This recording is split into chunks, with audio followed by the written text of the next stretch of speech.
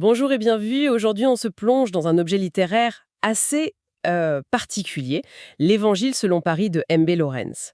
La prémisse est simple, mais en même temps, elle est vertigineuse. Prenez 21 histoires des évangiles et transposez-les dans le Paris et la banlieue d'aujourd'hui. Les personnages bibliques deviennent des livreurs, des syndics, des entrepreneurs, et les scènes, elles se déroulent à la Chapelle, dans le Marais, à Aubervilliers. Notre mission, c'est un peu de décortiquer cette réactualisation. Qu'est-ce qui se passe quand une histoire vieille de 2000 ans se met à parler notre langue, à vivre dans nos rues? Qu'est-ce que ça nous dit sur Paris et peut-être sur les textes mêmes? C'est une démarche qui est fascinante parce qu'elle force à faire des choix. L'auteur, il ne peut pas juste plaquer un décor moderne sur une vieille histoire, ça ne marcherait pas. Chaque transposition, en fait, c'est une interprétation. Qui serait Marie aujourd'hui? Qui serait Jean-Baptiste? En faisant de l'un un manœuvre précaire et de l'autre un marginal qui vit sous un pont, l'auteur, il prend position. Il nous dit, voilà où je pense que le sacré, le prophétique se manifesterait aujourd'hui. Et c'est là que ça devient puissant. Le livre, il utilise ces récits comme un miroir pour nous forcer à regarder notre propre société. Ses injustices, ses angoisses et même ses petites grâces cachées. D'accord. Alors explorons ça. Le premier axe qui frappe tout de suite, c'est cette idée de trouver le divin dans le quotidien le plus ordinaire et souvent le plus précaire. D'ailleurs, le livre s'ouvre sur un exemple qui donne vraiment le ton. C'est la nativité dans l'entrepôt de la Chapelle. On est tout de suite dans le dur. Ah oui, pas de temps à perdre. On est plongé dans une réalité sociale très crue. C'est ça, Joseph est un manœuvre, et il y a un décret de la préfecture sur le recensement des travailleurs non déclarés. Ça les oblige, lui et Marie, qui est enceinte de 9 mois, à venir à Paris. Et là, c'est le Paris qu'on connaît. Hôtel complet, foyer de migrants, Bondé, oui. qui, pris de pitié, leur ouvre un coin pour la nuit. Et l'image de la crèche est d'une puissance folle. L'enfant naît au milieu des rouleaux de tissu, et il est couché dans un simple carton de livraison. Ce détail du carton de livraison est terrible et parfait en même temps. Ça remplace la mangeoire, qui était déjà un symbole d'humilité, par un symbole de la précarité moderne, de la logistique globale, quoi. L'enfant naît littéralement dans un produit de consommation, un objet jetable. Et la suite est tout aussi parlante. Qui sont les bergers? Les premiers témoins? Ce sont des livreurs Uber Eats qui font une pause dans un café-tabac près de la place de la bataille de Stalingrad. Et l'annonce divine, ce n'est pas un chœur d'ange dans le ciel. C'est une mélodie de jazz sublime qui coupe les infos à la radio et une lumière au-dessus du comptoir. Leur réaction est tellement d'aujourd'hui. Ils foncent sur l'entrepôt en scooter et la première chose qu'ils font, c'est diffuser la nouvelle sur leur groupe WhatsApp. C'est une actualisation brillante. Elle ancre le récit dans une réalité parisienne ultra concrète. L'économie des plateformes, le travail de nuit, la com instantanée. Le divin ne surgit pas dans une cathédrale, il surgit au cœur de ce que le texte appelle l'économie populaire parisienne.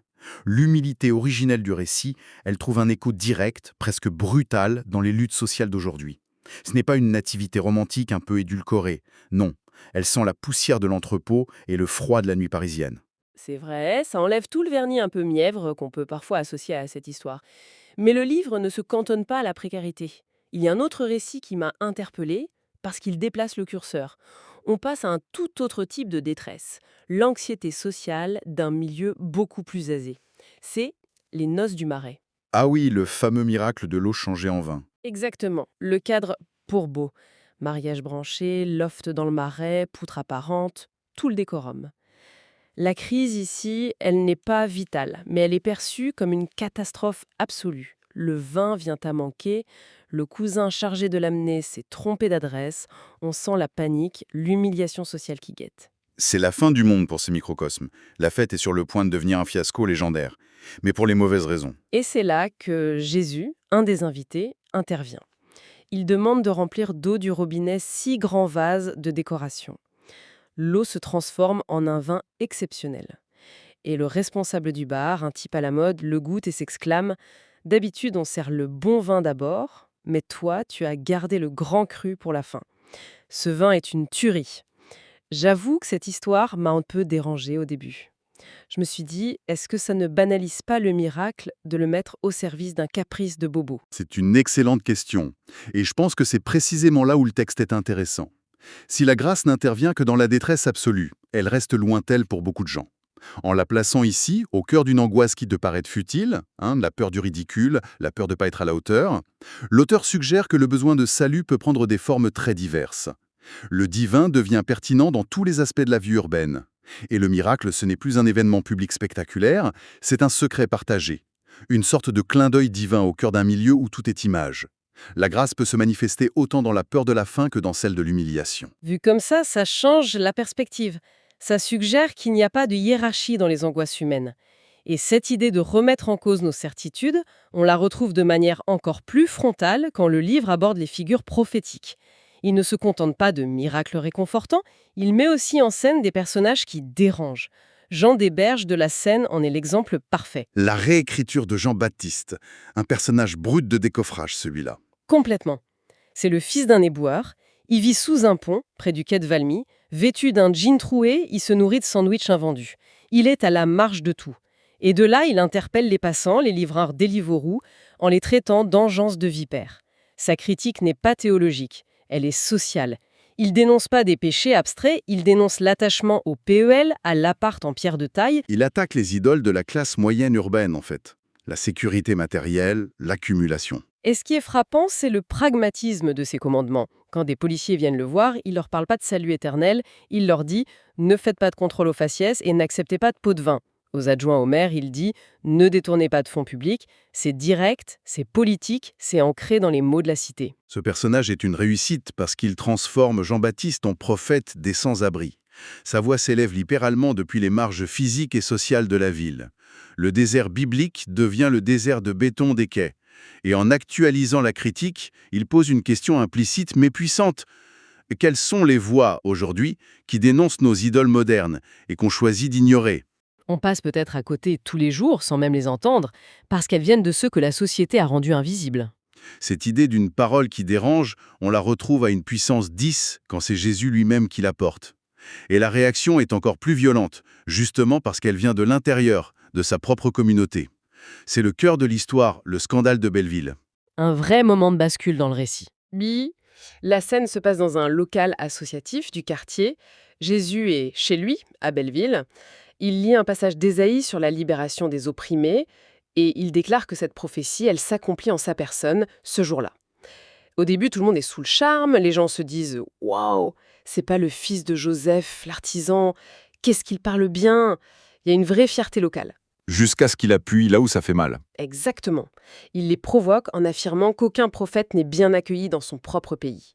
Et pour enfoncer le clou, il cite des exemples de l'Ancien Testament où Dieu a secouru des étrangers, des non-élus, avant son propre peuple. Et là, l'ambiance change du tout au tout. L'admiration se transforme en une rage folle.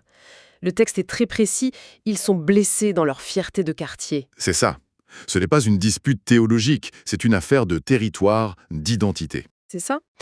L'idée que la grâce de Dieu ne leur soit pas réservée, qu'elle puisse aller à d'autres, à des étrangers, c'est insupportable pour eux. Ils l'expulsent violemment et ils tentent de le jeter sur les voies du métro aérien. Il s'en sort en passant calmement au milieu d'eux, mais la rupture est totale. Ce qui me fascine dans cette scène, c'est à quel point elle sonne juste aujourd'hui. Cette crispation identitaire, cette logique du « nous » contre eux, même à l'échelle d'un quartier. On dirait un commentaire sur notre époque. Absolument. L'auteur saisit avec une grande finesse la psychologie d'un quartier populaire. Un quartier qui peut se sentir à la fois fier de son identité et délaissé par le reste de la société.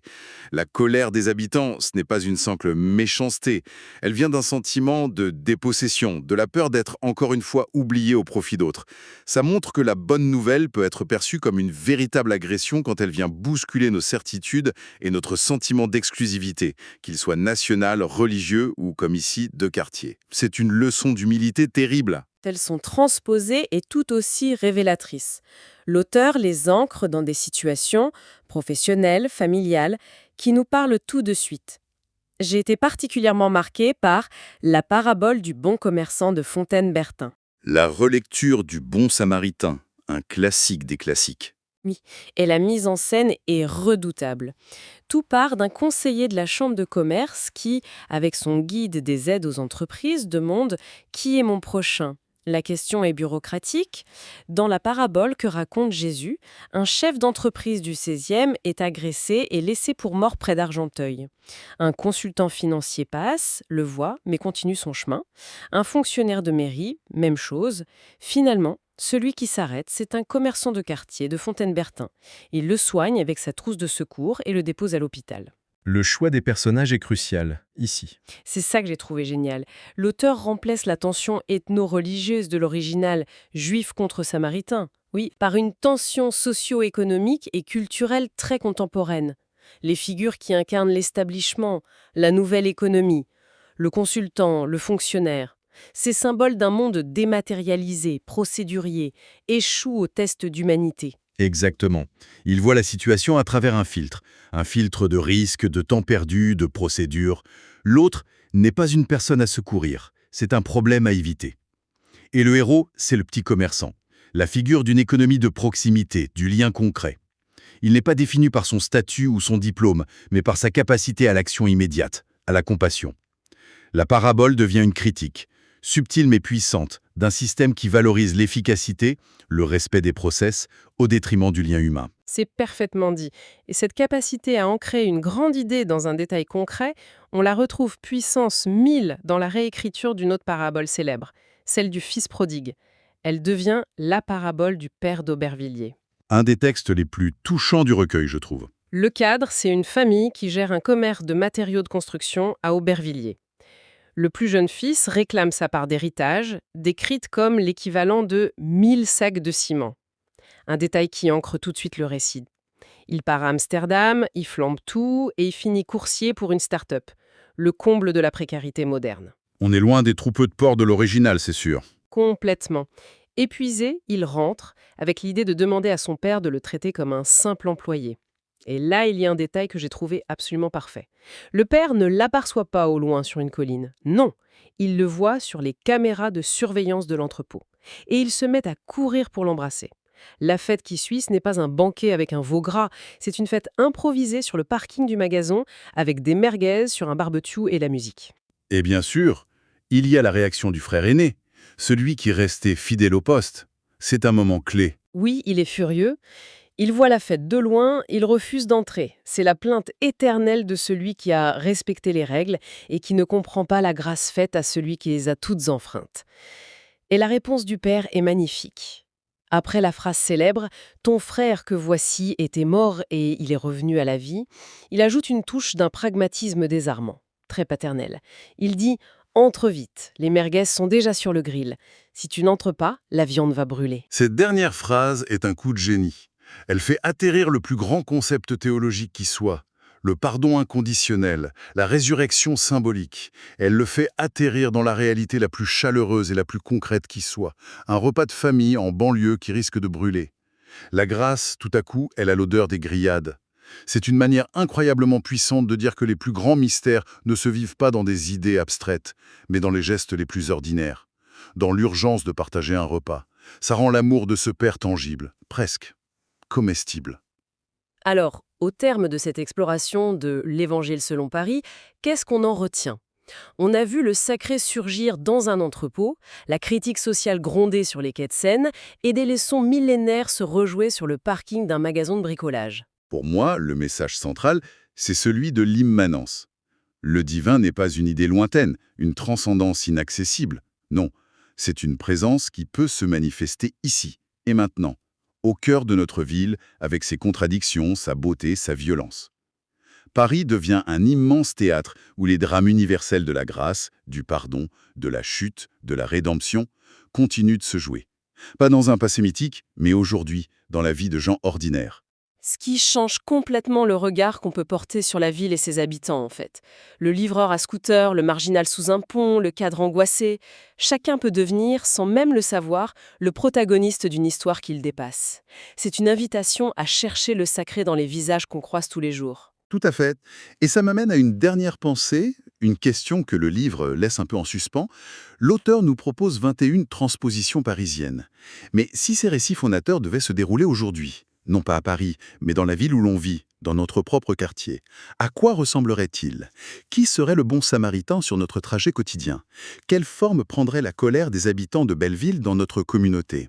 Et la question la plus vertigineuse de toutes, si ces événements se produisaient sous nos yeux, est-ce qu'on serait seulement capable de les reconnaître?